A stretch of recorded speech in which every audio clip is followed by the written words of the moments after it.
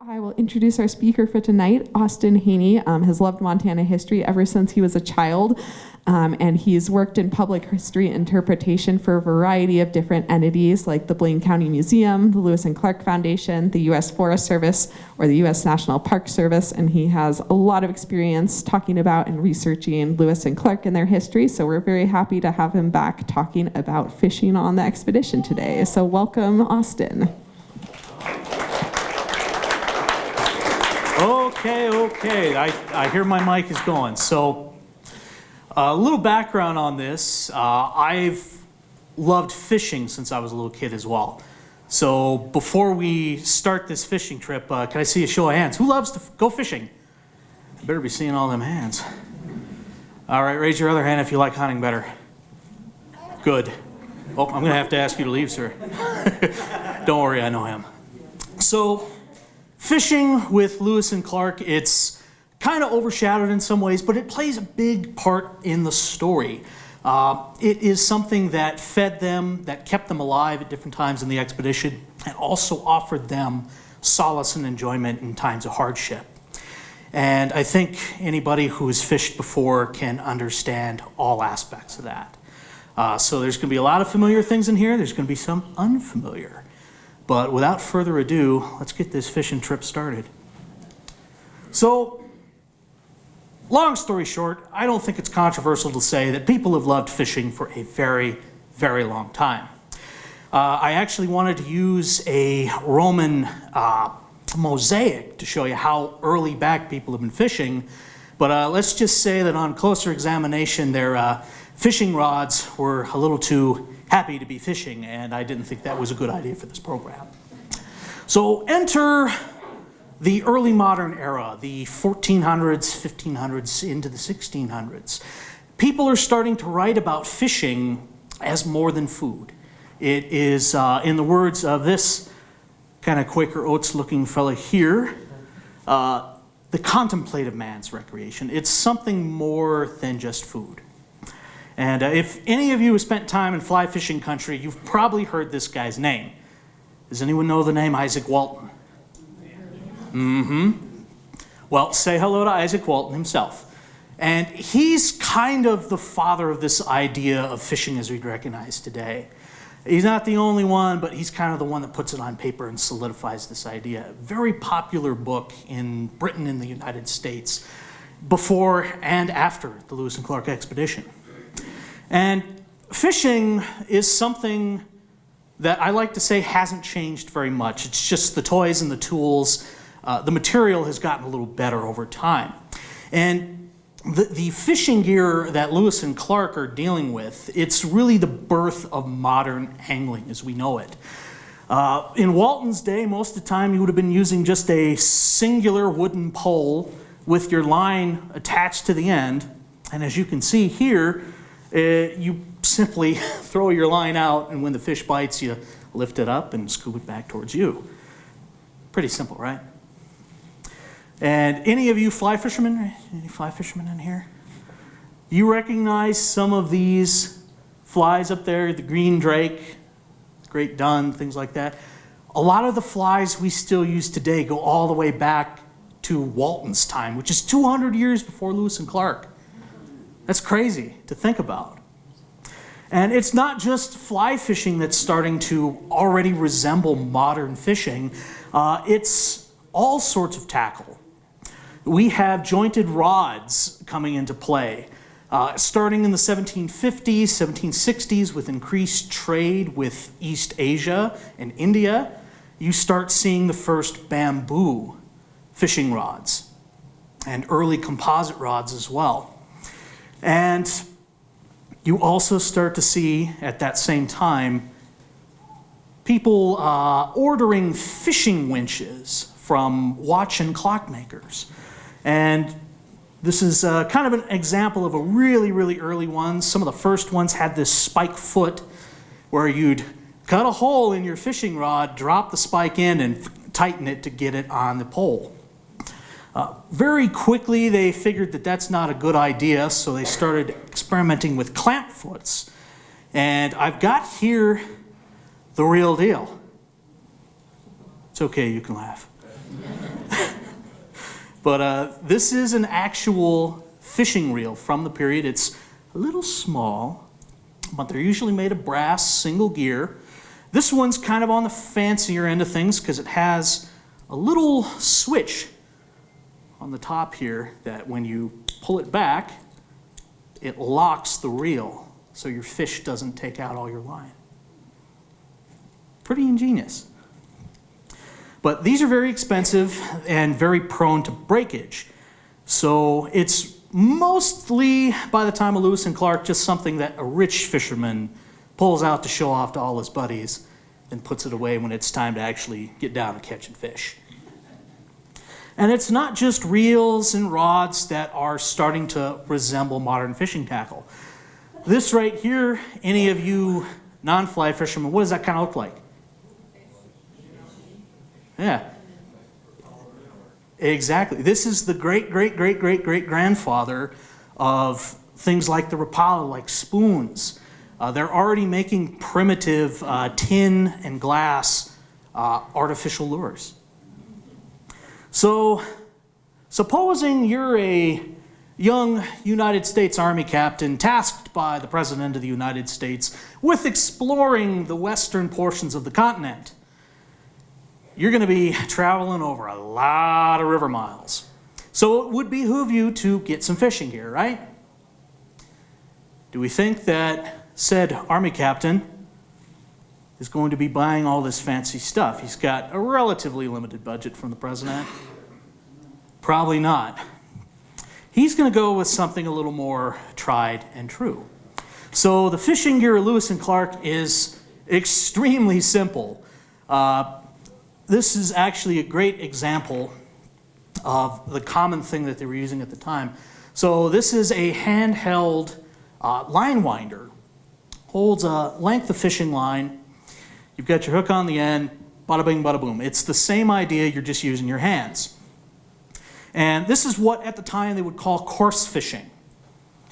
So all the tackle that Lewis buys on the expedition, hooks, lines, etc., it's all coarse fishing material. And this is one of my favorite illustrations of coarse fishing. It's a sailor on a cannon, on a boat in the middle of the ocean, hanging down and just dropping this line and hoping that he's not going to get something so big it's going to drag him off. And for the record, I've actually fished with this stuff, and I've caught fish off of it. It's pretty simple. You go a little bit upstream of the hole that you want to put this in and let out enough line, give it a nice little toss and drop, and there you have it. And from personal experience, for those of you who have fished, this is a totally otherworldly experience. You feel every little pulse in the river. You can feel the river's heartbeat. And any little peck or nibble that comes on the end of that hook, you'll know. It is a very special way to fish. So, in addition to all this coarse fishing gear, I do have to mention the most important piece of fishing equipment that Lewis brought with him on the expedition. Does anyone have any guesses? Hooks? That is a very, very good guess. Little quick aside on the hooks. They haven't quite made the technology to develop eyes in the hooks. So they have flat spade ends to keep your line from popping off. So I encourage all of you guys at the end of this, please come up. I've got actual fishing hooks and all sorts of other goodies that you are more than welcome to check out. And but the answer is, the most important piece of fishing gear that Lewis brought with him, a whiskey flask.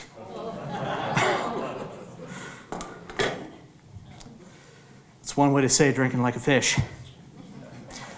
So, heading out on the expedition, they're getting their men, they're getting their supplies, and the first fisheries that they're going to be experiencing is the Ohio and Mississippi River.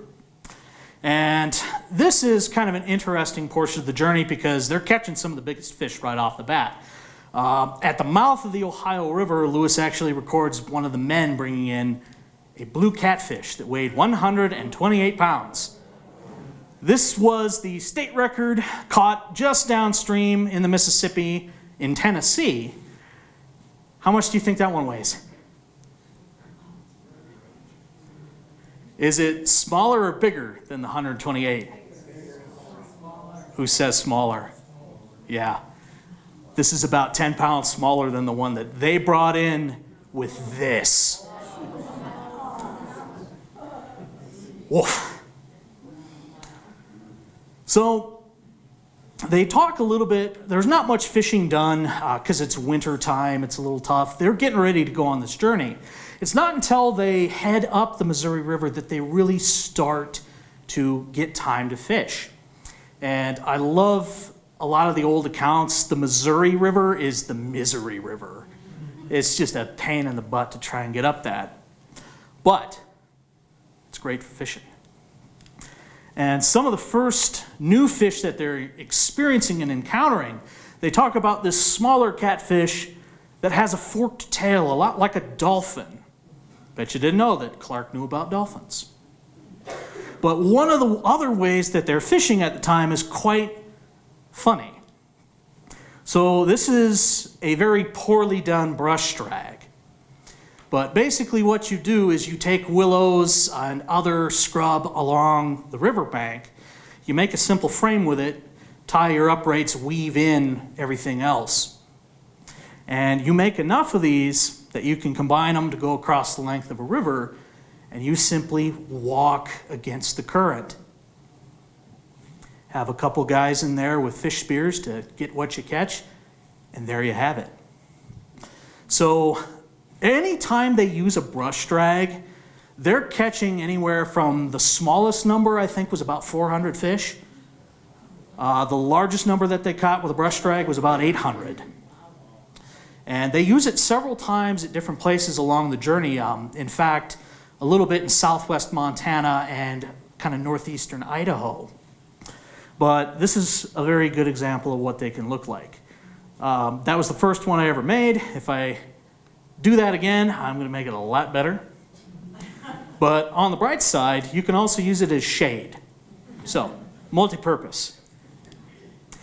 So, who's doing the fishing on the expedition?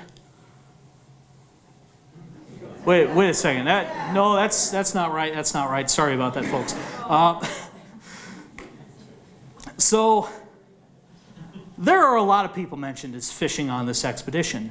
And I'll get to the most famous-ish one in a second, but Lewis talks about fishing and enjoying fishing. Clark does as well. York goes out fishing. Sacagawea herself goes fishing. And this is more than just for food. When the iron boat fails at Great Falls, Lewis says, "Having nothing further to do, I amused myself in fishing." The guy was very frustrated and upset about that boat. Fishing took away the pain. At least a little bit. But the guy who's known more than anything on the expedition for fishing is somebody that I've had quite an interesting walk through history with. And it's a fellow by the name of Silas Goodrich. He's one of the lesser known members of the expedition. In fact, about the only thing we do know about him is that he liked to fish. At one time, Lewis says that Goodrich is remarkably fond of fishing. He's our principal fisherman. Any time that people talk about this, they just talk about how much this guy loves to be out on the water catching fish. And a quick little side note, this lake that you see there, that's a lake that is just down the road from where this guy grew up. It's a great fishery in Massachusetts, and I can only imagine just how much a place like that would get somebody hooked on fishing. So, going west, there's a heck of a lot of buffalo out there, aren't there? At least there were. And to quote John Ordway, one of the sergeants on the journey, he says, "As we have a great plenty of meat, we do not trouble ourselves for to catch fish." Sounds like I'm reading Shakespeare. But when you've got about 30, 40 million buffalo roaming around, are you guys going to waste the time to get your pants wet and try and catch these fish? Probably not. And so a lot of the indigenous cultures out there, there's this conception that there is a lack of fishing in the plains. And in a lot of ways, that's kind of the case. But there are hidden fishing cultures right in the heart of the Great Plains. This is actually a Mandan Hidatsa fisherman captured about 1900, 1905. And in the Earth Lodge village cultures, they had a little bit more time to sit down and take the time to fish. It's mostly something done by older men who aren't as active of hunters, but it's fishing nonetheless. And I had a second picture of my friend Darian, who works at the Knife River Villages, actually operating one of these fish traps today. It's quite simple. There would have been an entrance in here for fish to get in. They enter the basket. It's too small for them to turn around. This method will come up again. It's a very common method all over the world. You can find technology like this in different cultures in Europe. The Welsh have very similar fishing methods. English, the Dutch, anybody that lives near water, let's just say that there's only so many ways to catch a fish. So going beyond the Earth Lodge villages, going into the unknown, they are entering truly uncharted waters. And it's pretty poor fishing for the most part. They talk about as they're going up in spring of 1805, they're not catching a whole lot of fish, and the fish that they are catching, oh, they're little dinky things compared to what they've been catching all down on the lower Missouri. Whereas they had been catching, 128-pound blue catfish down lower on the river and bigger channel cats, they're catching things that weigh 3, 4, 5 pounds max. But all that starts to change at the junction in the Marias. They have a little more time, they're kind of feeling the rivers out, and what does Goodrich do? Well, he gets to fishing. And all the journal keepers mention that he's caught an absolute massive amount of fish, but he also is using another method that is kind of interesting. This is what we call a seine net. And quite simply, you throw it out into the river, you drag it back, and there you have it. And this is one of the few times that seine net is mentioned on the expedition. And they're encountering new fish as well as they're up on the Marias. Anybody know what these are? Walleye.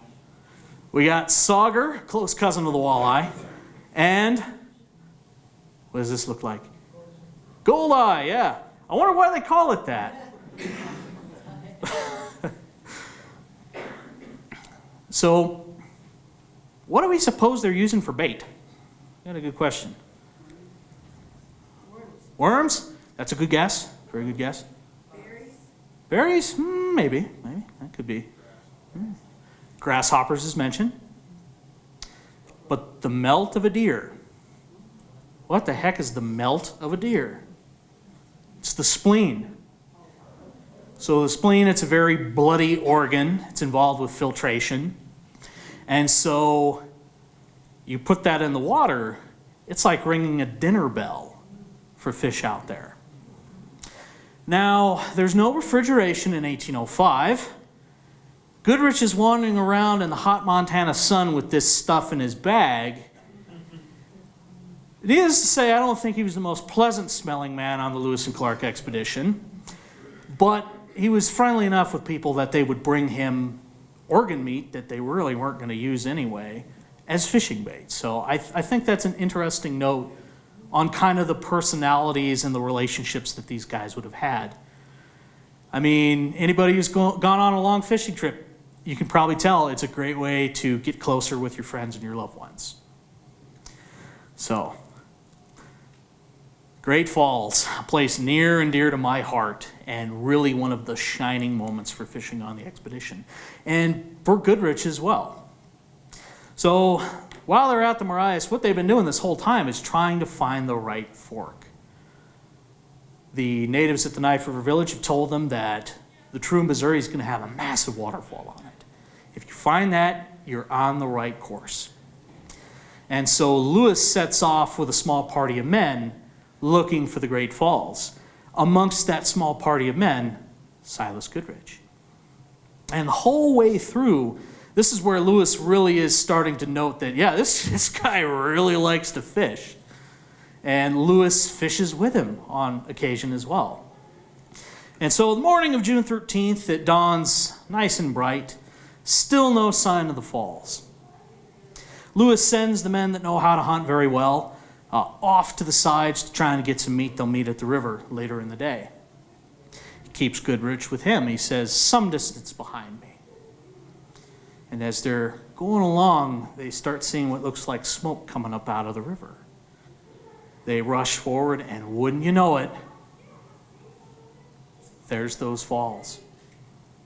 And while Lewis does what he does best, taking out his journal, sitting on this nice pile of rocks and penning this real poetic description, what do you guys think Silas is doing? Yeah, he's down on the other side of the island fishing for whatever's in that nice frothy water. And when Lewis is done, he comes down and he finds that Goodrich has caught about half a dozen trout. He notes that they look a lot like the speckled or mountain trout that he's familiar with back in the East. Brook trout, by the way, is what they're referring to. Except for one little thing. He notes that this trout has an interesting red mark on the underside near its throat. Cutthroat trout. Or scientifically speaking, Oncorhynchus clarkii lewisi. That's a mouthful. Well, I hope by the end of this program that you folks will agree with me that we need to change the name of this fish to Oncorhynchus Silas Goodrichi. So this right here is probably the most famous and pretty of the fishes that Lewis and Clark find, or Goodrich finds. Anyways, but I might be a little biased, but that's okay. We all have our favorite fish, right? So Lewis himself goes fishing for cutthroat trout. So has anyone ever heard of Meriwether Lewis's bad day? You don't count. You used to work with Lewis and Clark stuff. I know her too, don't worry. But day after finding the falls, Lewis figures, let's go and see where we can put the canoes back in the river. And he walks, and he walks, and he walks. Nearly 18 miles. And all of those 18 miles, the darn river is full of rapids and 4 more waterfalls. So this is already bad news. He's so far out that he decides, well, I'm just going to camp out here and, shoot a buffalo and, kind of have a nice little camp out. And right as he does that, without reloading his gun, he's sitting there watching the buffalo when a grizzly bear comes up on him. Gets chased by the grizzly bear, runs into the water, fends him off with his S-pontoon. He's like, all right, this is getting kind of weird.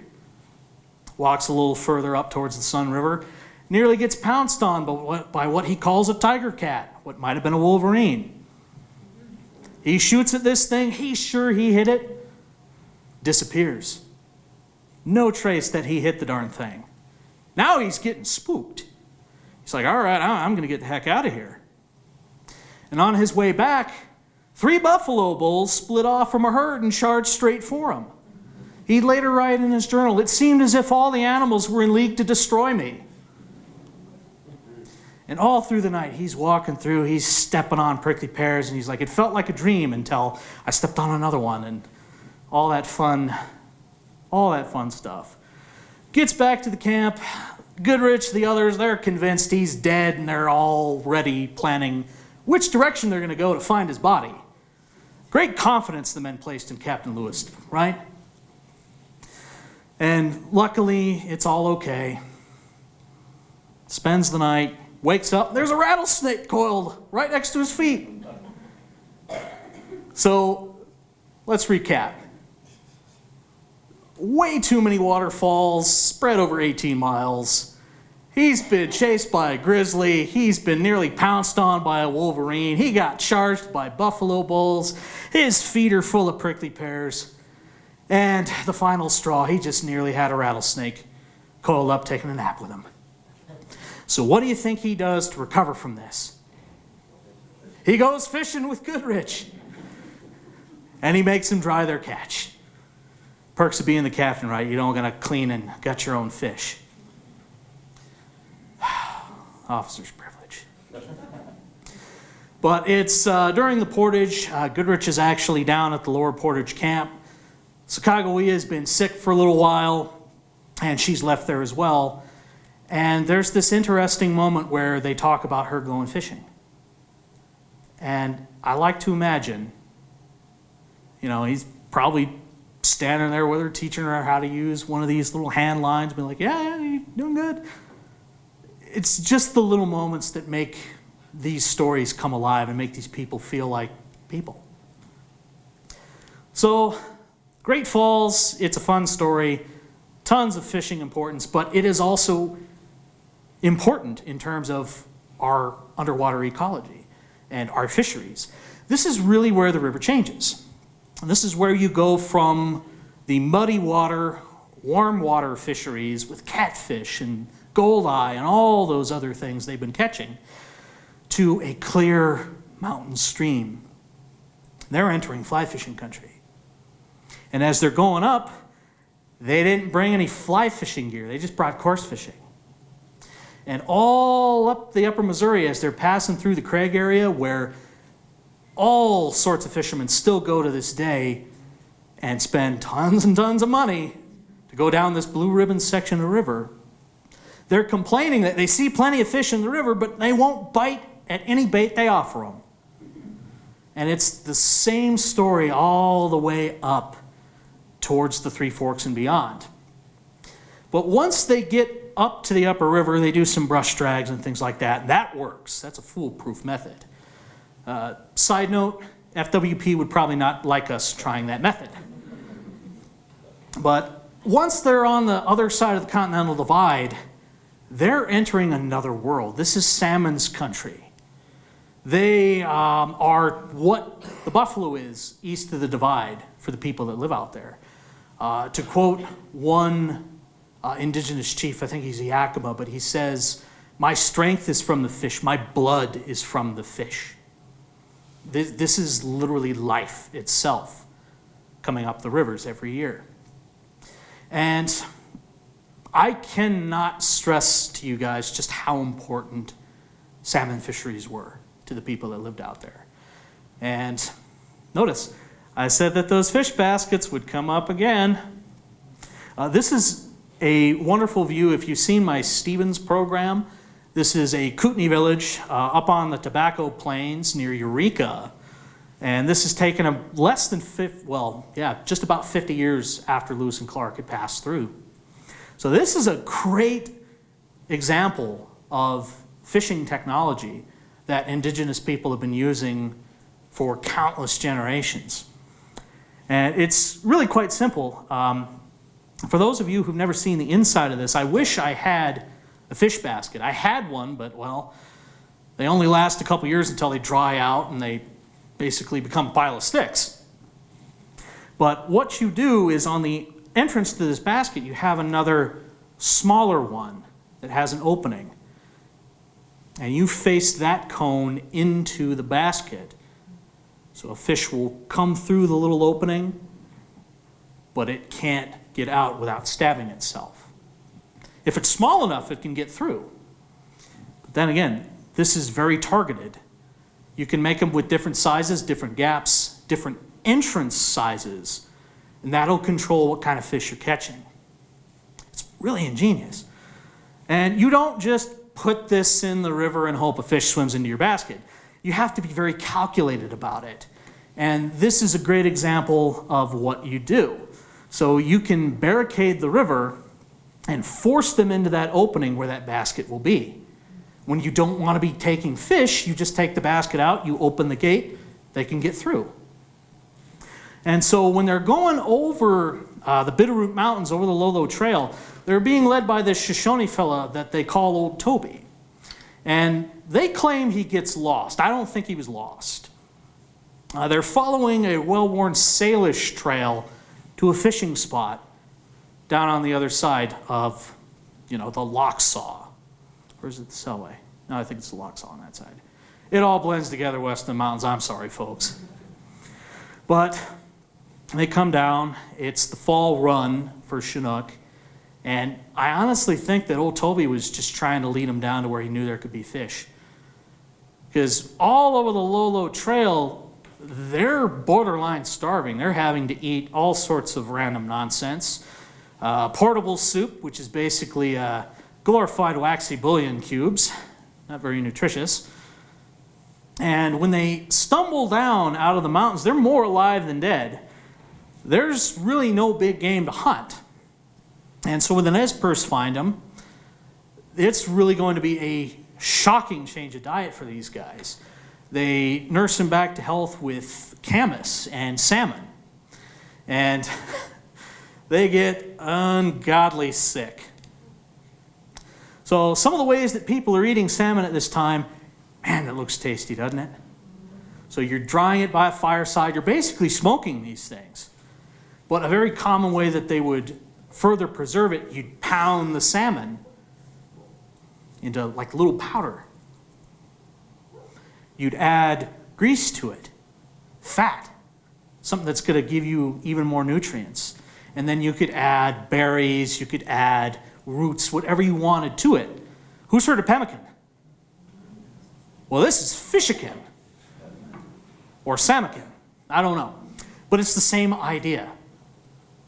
And so they're in Idaho at the time of the fall run. And salmon are a unique species because as they come up, they die after they breed. And the whole way through, they don't eat and they deteriorate, they degenerate. So late fall run, the salmon are starting to really kind of wear down. It's probably not the best quality of fish that you're eating. Again, there's no refrigeration in 1805. God only knows what might have happened. Germ theory is not a thing. There's 1,000,001 explanations for why this got him sick. But on top of that, Camas doesn't help. My favorite quotes about Camas come from a Jesuit priest who's traveling with a Salish group in the 1840s, and he talks about, it's a very pleasant tasting food, but it's accompanied by certain sounds and the smells that go with them. To quote William Clark himself, "Our meal filled us so full of wind we were scarce able to breathe all night." It's like the bean scene in Blazing Saddles. So let's recap. We've got, these guys are nearly starving. I think any food whatsoever would have really messed with their system. So we got that. That's number one. We have possibly fishy fish. Part two. And part the third. A very musical food, indeed. All this leads to them really not enjoying their diet of roots and fish. So much so that they're desperate for red meat. So what do you guys think they do? Nope.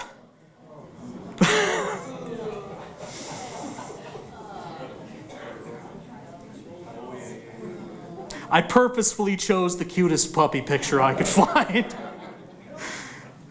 They're in the middle of the greatest salmon fishery in the world, and they're buying dogs for dinner. 193 dogs were eaten on the Lewis and Clark expedition, to be exact. Somebody took the time to count that. Oh, boy.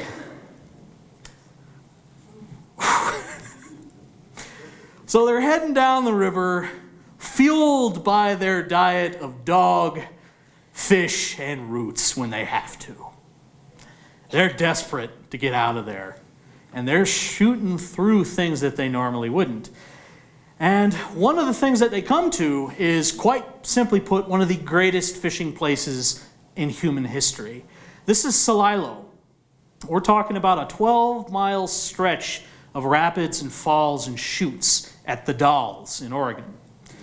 This is where the Columbia River goes from 1 mile wide to, in some places, as narrow as 75. They estimate at one time that salmon runs could run anywhere from about 15 to 20 million fish. Any fish that's trying to go to a river upstream from that point, every last single one of those millions of fish has to pass through the Dalles. So if you're a very smart fisherman, and these indigenous fishermen were extremely smart, that's the perfect place to set up and catch fish. And one of the methods that's really famous at Celilo is dip netting, and it's quite simple. Platforms going back generations and generations and families where you have the right to go and dip net, take fish from the river. We're talking people being able to feed their families for an entire year with extra to go around, extra to spare from one fishing spot. Just to give you an idea of how long this has been going on, Celilo was one of the oldest archaeological sites in the continent. There is a fishing history that stretches back nearly 15,000 years. And they just shoot right through it. So they get down to the coast and they experience some interesting fisheries. By this point, you were dealing with a lot more oceanic species, a lot of anadromous fish that enter into the river to go upstream. And they all come in cycles. And right about this time of year is one of my favorites. It's this delightful little smoky wonder right here. Anyone know what those are? They look like a smelt. They kind of look a little bit like an anchovy to some people. Sardines is what a lot of people describe them like. But they're eulachon, or candlefish to some. But I love them by their name of hooligans. So hooligans are a very oily fish. They're called a candlefish for a reason. They are so oily that once they're dried, you can literally light them up like a candle. They are that rich. So you can imagine these guys needing their nutrients. They're needing, fatty things. A fish like that, oh, they loved it. But white sturgeon is another great example. They talk about canoes of Chinooks and Clatsop coming to them with these gargantuan sturgeon. This is the largest freshwater fish in North America, one of the largest in the world. They can, at different times, weigh over a ton and get nearly 20 feet in length. How do you guys think they're fishing for those things? Well, you get a really long spear, point on the end that comes off. You have a line attached to it. Usually a line, I've actually got a little bit of it right here. This is made out of Indian hemp, is what it's called. A dogwood or dogbane, I can't remember. I just know it is Indian hemp, but really strong stuff. It's hard to break. But you have that attached to the barb on your spear point, and when you feel that there's a fish down there, you jam it down, the barb is stuck in the fish, and you hold on for dear life because you might have a 20-footer at the end of your line. These were strong fishermen. But yeah, that is white sturgeon, and unfortunately, they're rare to see in that size anymore. Side tangent: sturgeon are one of my favorite fish in the world. So coming back up the river, they are literally following the spring run home, so to speak. And this is a great image of Kettle Falls done about 40 years after Lewis and Clark by Paul Kane, a Canadian artist who came through and went up the Columbia. But this shows you some of the other methods that they're doing. They're spearing fish this time instead of dip netting. But they're coming back up, and they get back to the Nez Perce. They're stuck there. Snow hasn't melted in the Bitterroot. So remember, it was a hungry time the last time they were there. They're hoping that that spring run of Chinook is going to come, and they'll have fresh salmon this time. And they go out, and they get a little creative with their fishing methods, because by this point, again, they were trading a lot of their stuff to buy dogs. They don't got a lot of trade goods left in 1806, and they are struggling to pay for transportation, for extra food.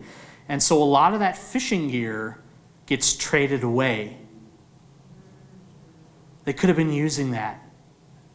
They could have been fishing themselves, but no, they're in such a rush that they're not going to do it. Goodrich himself actually several times gets sent to indigenous villages to trade fishing gear and to trade for, ironically, fish and roots. You could have just had them catch it. Lewis and Clark would not have liked me on their journey. I'd be nagging them about the fish the whole time. So by the time they're up in the Nez Perce, they're waiting for that spring run, and they get creative with their fishing methods. Some of the men actually go out with homemade fish spears, and they're trying to gig salmon in the river. So when you're spearing fish like that, it's fish gigging. That's a term for it. And some of the men, they're having a tough time with it. They don't have fish gigs. They've traded a lot of them away, actually. So one guy gets real creative. He puts his bayonet on the end of a stick and decides, that ought to do. One guy got so desperate that he actually shot a fish. I kid you not. It was a bang. Again, FWP, please don't come after me for telling people about all these methods. This is strictly theoretical. But they're not getting spring run Chinook. Lewis says that he was mortified to find out that they were steelhead. Anybody done the spring steelhead in Idaho? It's really, really cool. But Lewis didn't appreciate them like we do today. So finally, they're getting over the Bitterroot, and ironically, they're following the path, yet again, of salmon. And this is a very interesting story. It's Tumsumlek. It's about the Bitterroot River. So the Bitterroot, the Clark Fork, the Flathead, they all flow into the Columbia, right? So it stands to reason they should have salmon too, right? But they don't.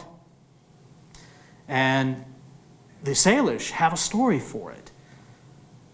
And I won't tell the whole thing because, you know, you're supposed to tell these stories in the winter. We're kind of on that sketchy zone where it's not really winter, but it's not really spring. But Tumsumlek, the story of Coyote trying to bring the salmon to the Bitterroot. His family's hungry, sends him over to get salmon from the west side of the divide and bring it over to the Bitterroot system. And wouldn't you know it, Coyote, he gets to the top of Lolo Pass. He's feeling tired. He sets that fish down. You take a little stretch and a little breather. And the next thing you know, it looks, whoop, salmon is slipping away back to the Clearwater. And that is why the Bitterroot River doesn't have salmon. So they get back down and they split up. And this is really coming to the end of the fishing on the expedition. They are going just absolutely crazy trying to get home. They're rushing through things. Lewis is going to go up the Blackfoot River, setting of one of the greatest fishing movies ever, and a Montana classic. And much to the chagrin of Brad Pitt, Clark going around the Gallatin, the Madison, where that movie was actually filmed. He doesn't do any fishing either. What the heck, guys? We could have made a movie about you. But the final mention of fishing with Lewis is all the way up in Blackfoot country. He's at this place he calls Camp Disappointment. And it's overcast, it's cloudy, the game is kind of spooked because, well, when you're hanging out in that part of the world, there's a heck of a lot of Blackfeet people up there. And so the last mention that Lewis has of fishing, they're at Camp Disappointment, and all they have to eat is one measly little trout. Clark, on the other hand, his last mention of fishing just a couple days after carving his name into this great sandstone rock just down from Billings, Montana. He's at Pirogue Island, right outside of Miles City. It's a state park, and I have fished there, and I have caught fish there with this stuff. He catches 3 catfish. And that's the last recorded fishing done by Lewis and Clark. Kind of an ignominious end to this great fishing tale, right? But there's more. There's always an epilogue. what happens to Goodrich and what happens to our fish and our fisheries since. So you're probably wondering why the heck I have a picture of apple trees in a fishing program. So Goodrich, his last mention in the journals, he's left at Great Falls while Lewis goes on his great gallivant towards Browning. And he is just kind of there for the rest of the journey. Fun fact, Silas Goodrich spent more time in Great Falls, Montana than any other Lewis and Clark expedition member. Don't ask me why I know that. Again, he's an unknown personage on this expedition, and when I got into history and when I got into this story, this was actually the first professionally done historical interpretive program I ever did, almost 10 years ago, as a young summer seasonal working at the Lewis and Clark Interpretive Center in Great Falls. And we had a little reenactment group that portrayed the Lewis and Clark expedition, and we would assign roles based on, our own backgrounds, our own interests, and our strengths. And lo and behold, I got Silas Goodrich. And I remember being so disappointed that we knew nothing about this guy. He fished, he went home, and that's the end. And so it's kind of been a passion project, a mission of mine to bring this fisherman back and to share a little bit of his story. And so the simple fact is, goes home, gets married, has a nice, quiet life. He grows apple trees in upstate New York. Dies in 1845, one of the last surviving members of the expedition. And we didn't know that.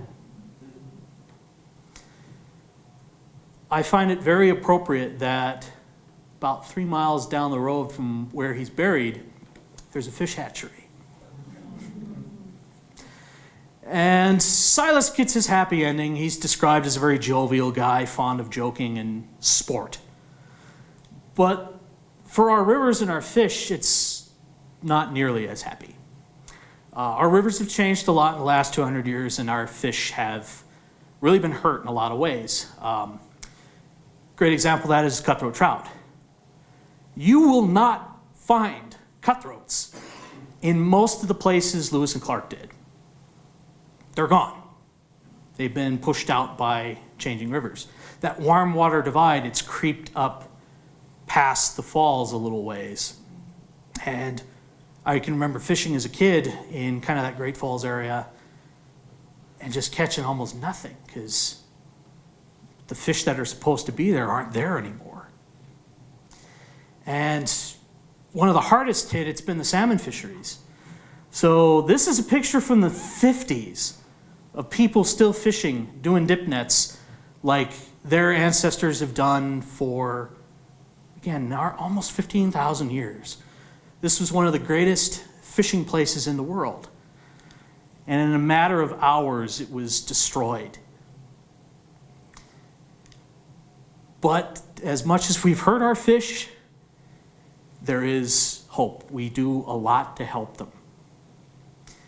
And through fish ladders, salmon recovery efforts in the Columbia, trying to bring back our native fisheries, hatchery efforts as well. I think that so long as there's fish and people who love to fish for them, there's always going to be hope. And for me, that hope is that everyone who can be called fond of fishing gets the same chance to enjoy our waters and our fish the way that people have done for time immemorial. And with that, Finn.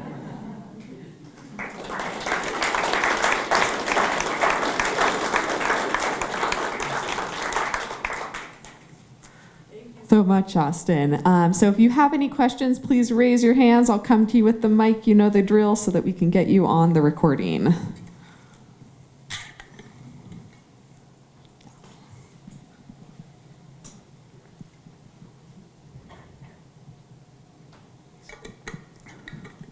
Besides the salmon pemmican, is there any details about how they would cook fish or how they prepare it? So you can do the fish pemmican, you can just eat it in that smoked state. You can throw it in a soup, you can throw it in whatever you want. But that was a very common way, especially once you got to that point where you're gearing up for winter, you're trying to make this last for a long time. It's that fish pemmican that really comes into play then. But yeah, they were eating fresh roasted stuff and the smoked stuff too. So did Goodrich, walking around with all that fresh bait, run into animals? Is there any grizzly chasing him or any cat? He's one of the few people that doesn't get chased by a grizzly bear. I'm kind of shocked. Yeah, some of those guys had real bad luck with those critters, but he seemed to keep himself pretty well safe. How do I put this? The ladies were a little bit more dangerous than the grizzly bears for Goodrich. Part of the reason he was left at Great Falls is he got syphilis while he was on the Pacific coast. And so they were doping him up with mercury, and that's why they left him at Great Falls. So,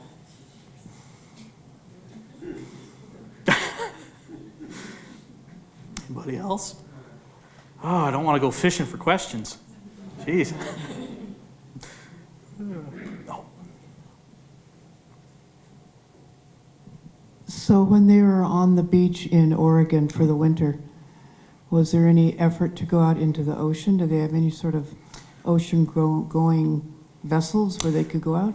So they are in canoes. And as someone who has been in a canoe on Lake Huron, when it gets stormy, I don't want to see what that's like on the ocean. So they kept pretty close to the coast. Well, to the shore, really. But they were going around the Columbia estuary, and they were marveling at these indigenous fishermen and their canoes, out in the middle, big waves just coming in, and they're like, all right, we're going for it. And they're like, we're not going to try that. So one of the real fun bits of fishing that I don't get to talk about too much is a lot of people considered whales fish back then. And when they're on the coast, they buy these cedar bark hats that have these whaling motifs in them. And it's kind of interesting, that indigenous whaling history out there. It was a real big deal. So kind of went down a rabbit hole there, but anybody else?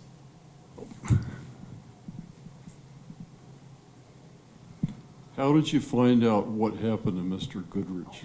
So it's taken me almost 10 years to find all the little details. I do a lot of genealogy work in my spare time. It's an interest of mine, and I love tracking down people that have been lost. So it took long time. The Goodrich Family Association has a very good list of all the Goodriches who've ever lived in the United States. And they come from these three branches of Goodriches who came here like 400 years ago. And I tracked down all the Silases, and I narrowed them down one by one. I narrowed it down to 3 guys. One of them was dead 3 years before the expedition. He was the easy one. The second one, took me a little work on him, but he was a doctor. He was actually learning how to be a doctor during the time of the expedition, and he had kids born in the middle of it. So he was easy to also rule out as well. And it left one guy. Tracked down all the specifics on him, looked, and there was a very suspicious gap in his life from 1799 until about 1808. The last known record for our expedition, Goodrich, is in 1807. In addition to that, I found through this guy, he enlisted in the military. He was the only Goodrich that did. I found the town, I found all the details on it, and wouldn't you know it, the guy I was 90% sure was him, his little brother enlisted just a few days after. Same place, same company, same regiment. that was kind of the moment where I'm like, all right, that's the guy. So that was my long story trying to track him down. I fully intend, I have yet to do it, but I want to go and visit the grave and, all the places out there. So funny enough, there's still an apple orchard out there, so I might buy some apples too. Where is that statue with coyote and the salmon? Oh, that one is in Walla Walla, if I remember right. I could be wrong. It's been a little while since I've been back over there. So, anybody else? Oh. On the Goodrich story a little bit more, are you suggesting that he was left at the Great Falls and he made his way back Oh, no. somehow to... No, they liked Goodrich. They wouldn't have left him behind, at least I think. Basically what happens when they split up, Lewis has a party that's going to go back to Great Falls over the Blackfoot River. And while they're there, they're going to split up again. Lewis is going to take a small party, go up to the Marias, and he's going to leave a couple guys behind to get all the portage carts ready to go. Because Clark splits up again as well. When he gets to the Three Forks, he sends about half his guys down the river under Sergeant Ordway to go back to the Great Falls with the canoes. The guys Lewis left behind will be ready, waiting for him. Throw them on the carts, re-portage the falls. Lewis will see him at the Marias. So Goodrich was part of the crew left there, and I think part of it was the idea of, all right, he can fish a little bit and feed the guys that are there. And also, he is feeling a little more than happy with all that mercury. So,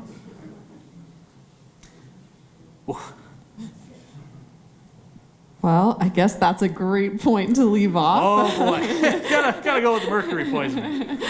So thank you so much, Austin. That was delightful. Feel free to come up and look at Austin.